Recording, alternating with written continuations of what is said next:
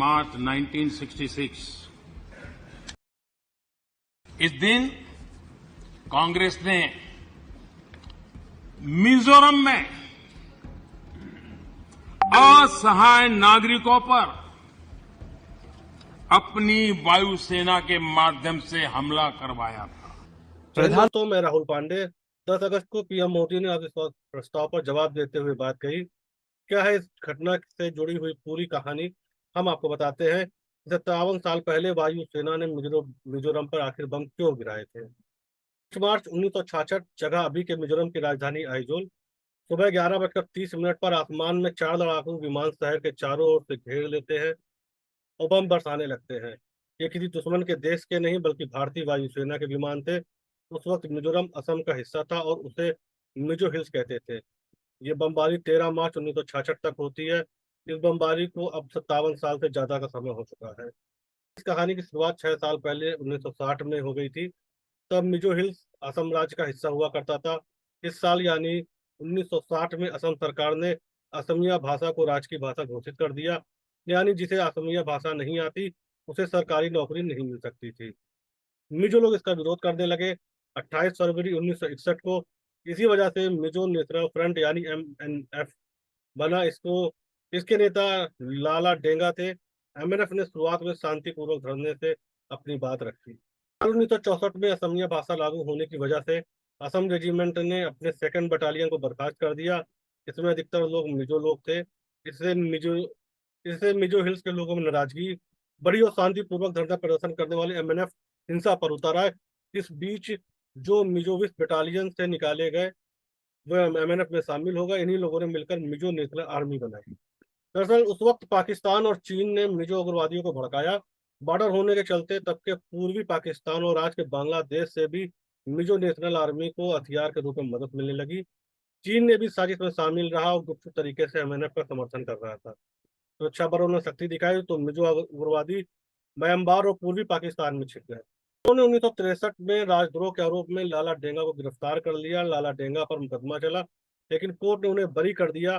साल 1965 में पाकिस्तान ने भारत पर हमला कर दिया। इस मौके पर दबाव बनाने के लिए MNF ने प्रधानमंत्री लाल बहादुर शास्त्री के नाम एक मेमोरेंडम भेजा। इसमें लिखा था, मिजो देश भारत के साथ लंबे स्थायी और शांतिपूर्ण संबंध रखेगा। यह दुश्मनी मोल लेगा। इसका निर्णय अब भारत के हाथ में है। 11 जनवरी 1966 को देश के प्रधानमंत्री श्री लाल बहादुर शास्त्री की ताशकंद में मौत हो गई। शास्त्री की मौत के 11 दिन भी नहीं हुए थे कि 21 जनवरी को मिजो नेशनल फ्रंट NF के नेता लाल डेंगा ने इंडोनेशिया के राष्ट्रपति सुकर्णो को पत्र लिखा। वे लिखते हैं, अंग्रेज के समय भी हम लोग आजादी की स्थिति में रहे हैं। यहाँ पर राजनीतिक जागरूकता से उपजा राष्ट्रवाद अब परिपक्व हो गया है। अब हमारे लोगों की एकमात्र इच्छा अपना अलग देश बनाने की है। पत्र लिखे जाने के तीसरे दिन यानी 24 जनवरी को इंदिरा गांधी देश की प्रधानमंत्री बनती है। इंदिरा के सामने एक अलग अलग चुनौती आने वाली थी। 4 दिन बाद ही 28 फरवरी 1966 को मिजो नेशनल फ्रंट के उग्रवादी भारतीय सुरक्षा बलों को मिजोरम से बाहर निकालने के लिए ऑपरेशन जेरिको शुरू कर देते हैं। सबसे पहले आइजोल और लुंगलाई में असम राइफल्स की छावनी पर हमला किया गया। 29 फरवरी को MNF ने भारत से आजाद होने की घोषणा कर दी। अचानक हुए ऑपरेशन जेरिको के लिए मिजो हिल्स में तैनात सुरक्षा बल तैयार नहीं थे। उग्रवादियों ने देखते देखते आइजोल में सरकारी खजाने सहित महत्वपूर्ण प्रतिष्ठानों और चंफाई और लुंगलाई जिले में सेना के ठिकानों पर कब्जा कर लिया।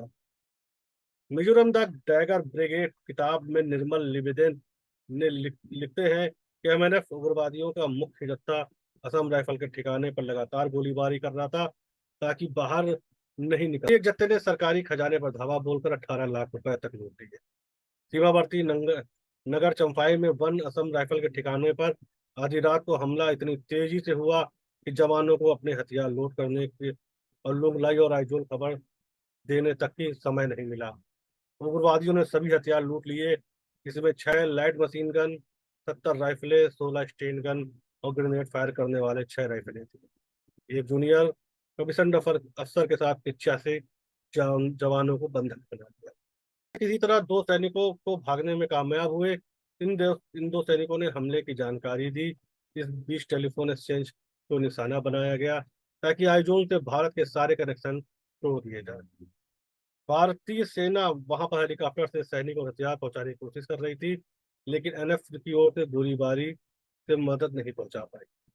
इसके बाद एनएफ असम राइफल्स के हेडक्वार्टर से तिरंगा उतारकर अपना झंडा फहराता है।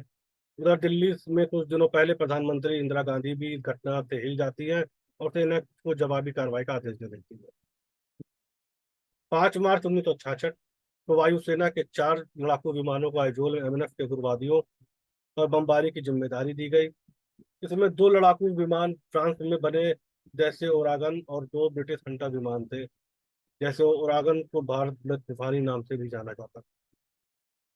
असम के तेजपुर, कुंभीग्राम और जोरहट में उड़ान भरने के बाद पहले लड़ाकू विमानों ने मशीन गन से उग्रवादियों पर फायर किया। दूसरे दिन विमानों ने आग लगाने वाले बम बरसाए। वायुसेना के लड़ाकू विमानों ने आइजोल और अन्य क्षेत्रों में 13 मार्च तक बमबारी की। इन विमान पायलटों में 2 शख्स ऐसे थे जिन्होंने आगे चलकर भारतीय राजनीति में नाम कमाया। एक का नाम था राजेश पायलट और दूसरे थे सुरेश कलमाड़ी। बमबारी से घबराए स्थानीय लोगों ने पहाड़ियों में शरण ले ली। वही एमएनएफ के उग्रवादी म्यांमार और पूर्वी पाकिस्तान के जंगलों में जा छिपे। विद्रोही को तितर बितर करने के बाद सेना ने मिजोरम पर कंट्रोल अपने हाथ में लिया। फ्रंट के मेंबर है थंग सांगा उस घटना को याद करते हुए बताते हैं, बमबारी से हम अब सब आश्चर्यचकित रह गए। हमारे छोटे से शहर में अचानक 4 लड़ाकू विमानों ने घेर लिया। अचानक गोलियों की बारिश होने लगी और बम गिराए गए। जलती हुई इमारतें ढह गई और हर तरफ धूल और अफरा तफरी का माहौल। कुछ रिपोर्टों में कहा गया कि आइजोल शहर में आग लग गई थी, लेकिन गनीमत रही कि इस घटना में सिर्फ 13 आम नागरिक ही मारे गए। 9 मार्च 1966 के कोलकाता के अखबार हिंदुस्तान स्टैंडर्ड की रिपोर्ट में प्रधानमंत्री इंदिरा गांधी के हवाले से कहा गया कि लड़ाकू विमानों को एयर ड्रॉप और आपूर्ति के लिए भेजा गया था, बम बरसाने के लिए नहीं। लेकिन सवाल यह था कि राशन गिराने के लिए कोई फाइटर जेट क्यों भेजा। पीछे विद्रोह को दबाने के लिए केंद्र सरकार ने एक और कदम उठाया। जनरल सैम मानकसा की अगुवाई में एक नया प्लान बनाया गया। बमबारी के एक साल बाद 1967 में सरकार की तरफ से एक योजना लागू की गई, जिसके तहत गांवों को पुनर्गठन किया गया। जिसके तहत पहाड़ों पर रहने वाले हजारों मिजो लोगों को उनके गांवों से हटाकर मुख्य सड़क के दोनों ओर बसाया गया, ताकि भारतीय प्रशासन उन पर नजर रख सके।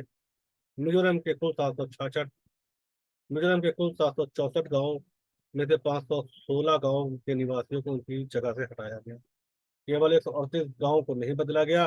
इस बमबारी ने मिजा विद्रोह को समय भले ही कुचल दिया हो, लेकिन मिजोरम में अगले 2 दशक तक अशांति छाई रही। 30 जून 1986 को केंद्र सरकार और एनएफ के बीच ऐतिहासिक मिजो शांति समझौते पर हस्ताक्षर हुए। इसे राजीव गांधी सरकार की सबसे बड़ी उपलब्धि मानी गई। 1987 यानी 1987 में मिजोरम अलग राज्य बन गया।